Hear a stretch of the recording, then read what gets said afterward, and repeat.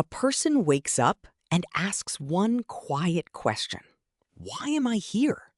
The alarm clock rings, the coffee steams, the window shows another gray morning. But behind the routine sits a bigger puzzle.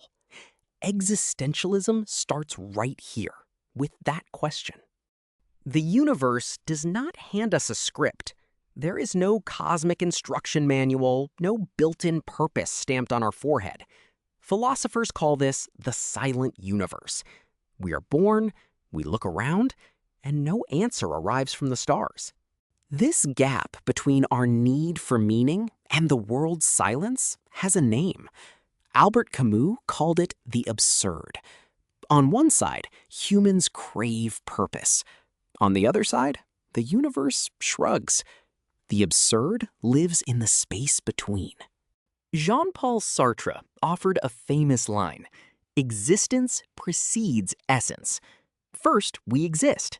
Then, through our choices, we shape who we are. A knife is made for cutting, but a human is not made for anything. We invent the blade of our own life. That freedom sounds beautiful, but it is heavy. Sartre said we are condemned to be free. Every path is open, and every choice is ours. No God, no boss, no script can take the weight off our shoulders. This is the burden of freedom. When people feel this weight, they often hide. Sartre called it bad faith. The clerk pretends he is only a clerk. The student pretends she has no choice. We wear a mask and blame the role, so we do not have to face our freedom. Sometimes the mask slips.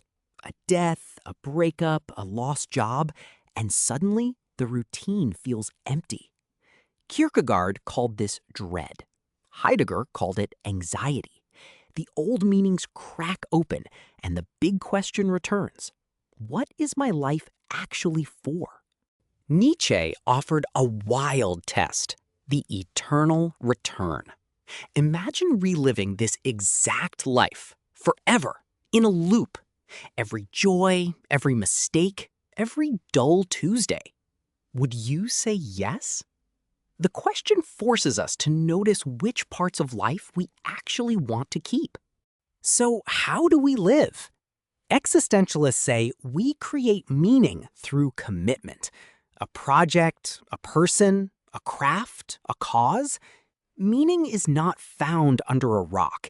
It is built, one honest choice at a time. Your life becomes the answer you write.